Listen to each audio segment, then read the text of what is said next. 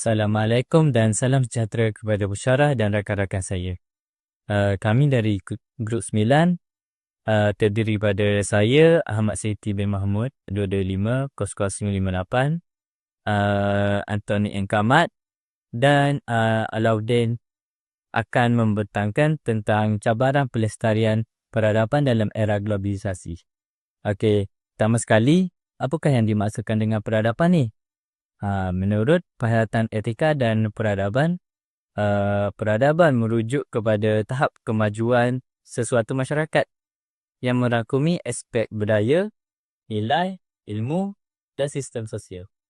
Selain itu, berdasarkan Dewan Bahasa dan Pustaka melalui Kamus Dewan, peradaban ialah keadaan serta tingkat kemajuan kehidupan manusia dari segi jasmani dan rohani. Dalam konteks kursus MPU 3132 pula, pelestarian peradaban bermaksud usaha untuk mengekalkan identiti budaya, memelihara nilai murni dan memastikan warisan ini dapat diwarisi oleh generasi akan datang. Namun begitu, dalam era globalisasi ini, pelbagai cabaran telah muncul yang boleh menggugat kelangsungan peradaban. Antara cabaran utama ialah globalisasi, kemajuan teknologi dan perubahan sosial. So, saya akan serahkan kepada rakan saya untuk menerangkan cabaran tersebut dengan lebih lanjut. Okay. Terima kasih pada Mas Yuti. Selamat petang. Nama saya Anthony Engkamat. Saya akan menerangkan beberapa cabaran utama dalam pelestarian peradaban. Pertama sekali, iaitu globalisasi.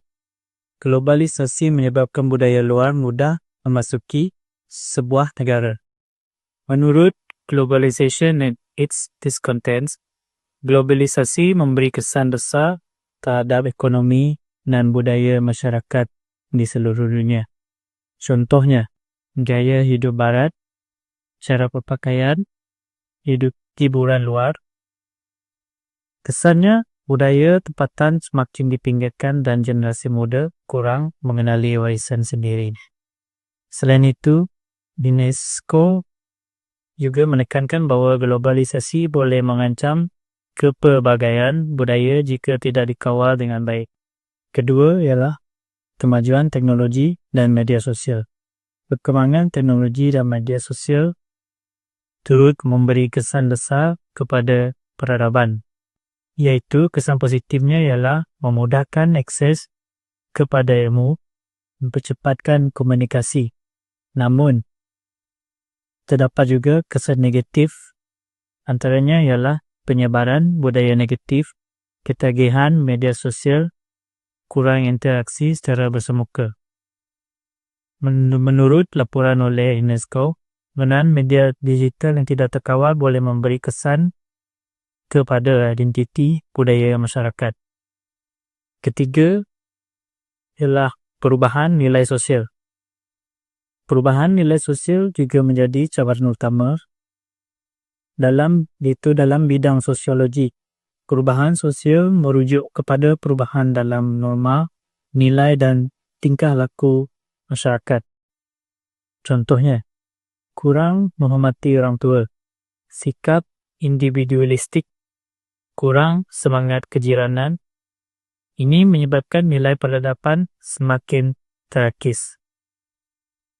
Dan akhir sekali, ramai generasi muda kurang berminat terhadap sejarah dan budaya sendiri. Hal ini menyebabkan warisan budaya semakin dilupakan dan tidak diwarisi dengan baik. Setakat ini saja penerangan saya akan serahkan kepada rakan saya Alauddin untuk langkah penyelesaian. Terima kasih kepada rakan-rakan saya Anthony Engkamat dan Ahmad Sayuti. Bagi memastikan peradaban terus kekal, beberapa langkah boleh diambil. Yang pertama, pendidikan kesedaran. Menurut Penghayatan Etika dan Peradaban, pendidikan memainkan peranan penting dalam membentuk jati diri dan kesedaran terhadap peradaban. Subjek sejarah dan budaya perlu diperkasakan dan program kesedaran perlu dibanyakkan. Yang kedua adalah peranan media. Media harus memainkan peranan positif dengan mempromosikan budaya tempatan, mengawal kandungan negatif, dan sebagainya. Yang ketiga pula adalah penglibatan generasi muda. Generasi muda perlu menyertai aktiviti kebudayaan dan menghargai seni dan warisan. Ini akan membentuk masyarakat yang lebih maju. Okey, marilah kita seterusnya. Ada yang keempat, dasar kerajaan. Tidak lain tidak bukan, salah satu cara untuk dalam langkah pelestarian langkah untuk memastikan peradaban terus kekal adalah kerajaan perlu mengambil langkah-langkah tersebut. Antaranya, melindungi warisan budaya daripada terus terancam. Seperti warisan budaya wayang kulit dan sebagainya. Selain itu, kerajaan perlu juga menyokong industri seni dan budaya menyokong industri seni dan budaya masyarakat kita.